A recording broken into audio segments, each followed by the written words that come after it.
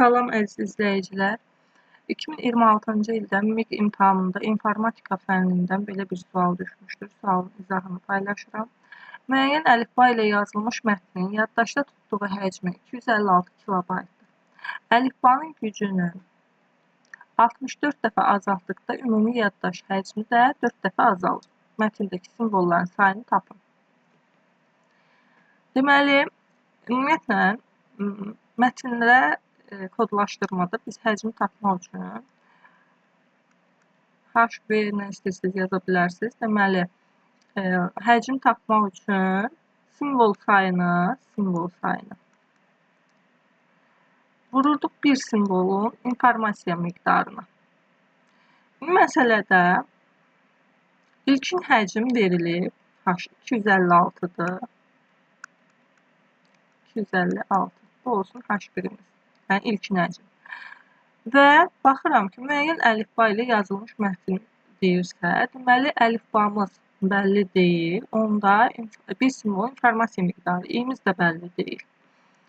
Bu oldu. Deməli, i-ni belə yazıram, çünki bəlli deyil. Nəyə bərabərdir? Simvol sayımız da məlum deyil. Simvol sayını da x-lə işarə edək. İndi əlifbanın gücü 64 dəfə azaldıqda, əlifbanın gücünü azaldıblar, həcm də dəyişib 4 dəfə azalıb. İndi baxaq, əlifbanın gücünü azaltdıqdan sonra həcm nə qədər olur? 4 dəfə azalırsa, H2-miz olacaq 256 böl 4. Belə də yazaq, 256 böl 4, bu da olacaq 64. Əlifbanın gücü 64 dəfə azalıbsa, deməli, i-miz dəyişib, i dəyişib. İni də tapaq görək neçə olur. N bərabərdir.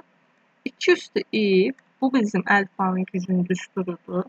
64 dəfə azaltsa, deməli, 2 üstü i-ni 64 dəfə azaldaram. Yazaram 2 üstü i böl 64-ü kim qüvvəti şəklində yazanda 2 üstü 6. Bu da olacaq 2 üstü i çıx 6. Deməli, həcm azaldıqdan sonra, əlifbanın gücünü azaltdıqdan sonra bir simvolun informasiya miqdarı i-6 olur. i-6. Həcm, əlifbanın gücü, i nə istəyir dəyişsin? Simvol sayı heç vaxt dəyişmir. Simvol sayını x-lə işarələmişik. Burada da yenə x olacaq. İndi hər iki halda həcmin ilkin versiyasında da, sonraki versiyasında da bu düsturu tətbiq eləyək. Deməli, h-ın yerinə yazacağım 256 bərabərdir. Simvol sayı x vurulsun i. Tənlik qururam. İndi ikinci varianta baxıram. Yenə həcm 64-dür. H-ın yerinə yazdım. 64 bərabərdir. Simvol sayımız x-dir, dəyişmir. i-miz dəyişmişdir. i-6 olmuş. Biz nə axtardıq? Mətndəki simvolların sayını. Simvolları x-lə işarələdiyimə görə gəlin buradan x tapaq. x bərabərdir. 256 bölünsün i. Buradan da x-i tapaq. X bərabərdir. 64 bölünsün i-6. Sol tərəflər bərabərdir. Hər ikisinin x-dir. Sağ tərəfləri bərabərləşdirə bilərəm. 256 böl i bərabərdir. 64 böl i-6. Tənasüb quraq. 256 vur i-6 bərabərdir. 64 vur i.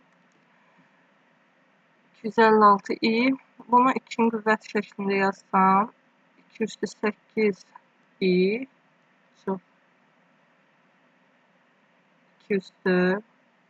Heç yazmayayım da. Buradan 64 ilə 256 sarafara.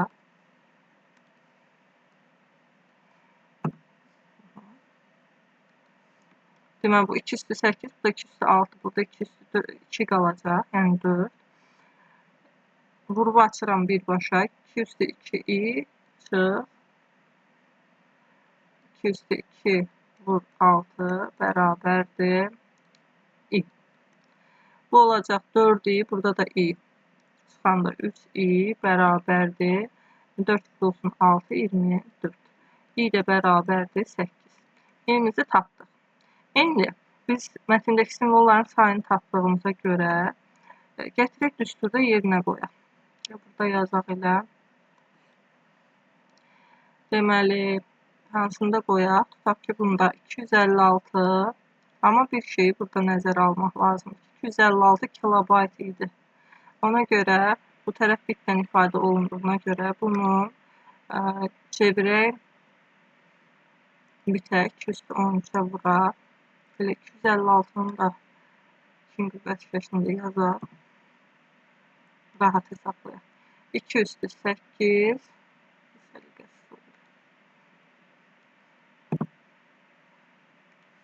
Deməli, 2 üstü 8 vur. 2 üstü 13 bərabərdir. X vurulsun. İ'mizdə 8 tapmışdır. 2 üstü 3. 2 üstü bu olacaq 21. Bərabərdir. X vur 2 üstü 3. X də bərabərdir 2 üstü 18. Yəni simvol sayı oldu 2 üstü 18. Cavablarda da A variantı olacaq.